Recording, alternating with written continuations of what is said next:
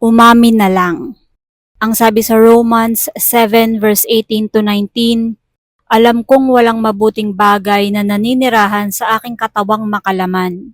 May kakayahan akong naisin ang mabuti, ngunit hindi ko lamang ito magawa, sapagat hindi ko ginagawa ang mabuting gusto ko. Ang masamang hindi ko gusto ang siya kong ginagawa.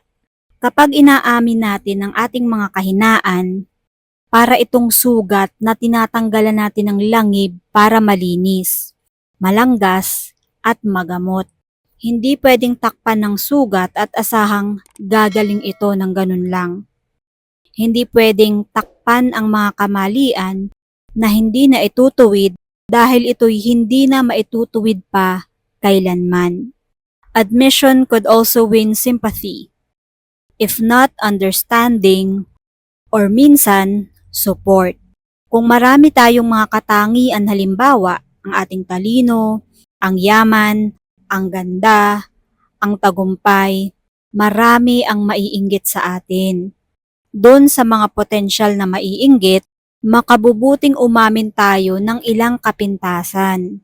Pwede nating sabihin na ang dami-dami kong ang pera, pero hindi naman kami magkasundo ng asawa ko. O kaya sobra kong successful, pero minsan nawawala naman ako ng oras sa aking pamilya. Yung totoo lang.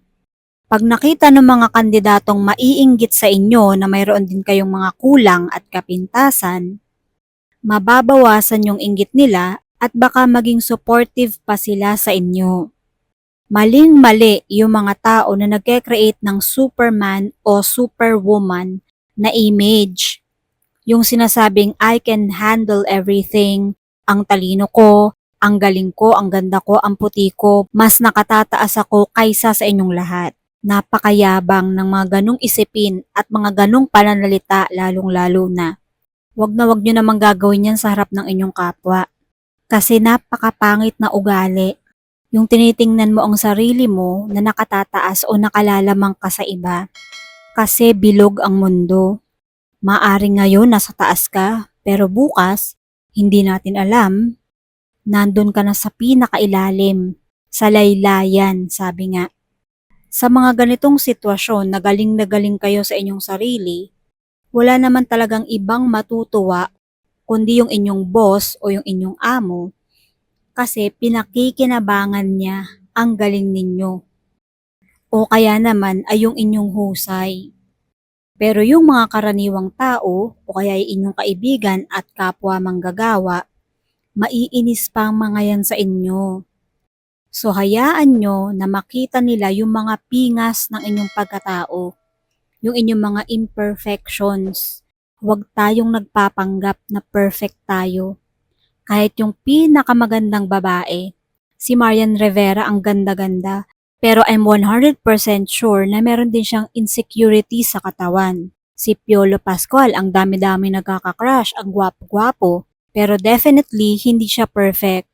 Meron siyang mga imperfections. Ang nakikita lang kasi ng karamihan ay yung panlabas na anyo ng tao o kaya yung nakikita nila sa social media. Pero hindi natin nakikita yung behind the scenes.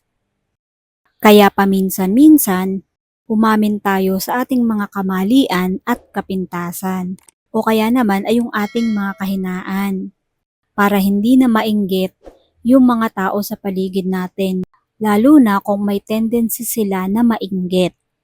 Kapag nagpakita tayo ng konting weakness o kaya inaamin natin yung ating mga imperfections, people will be kinder to us. Huwag tayong masyadong high and mighty kasi wala naman talagang ganun. Si Jesus lang, ang Diyos lang, ang perpekto. Ang mga tao, lahat yan may kahinaan. Minsan nga makaramdam ka lang ng konting ubo o kaya sakit sa katawan. Di ba hindi mo na magawa yung mga bagay na gusto mo? Yung iba may migraine, hindi na makapagtrabaho, hindi makapagluto. Hindi tayo robot. So aminin natin yan sa ating mga sarili. God bless us all.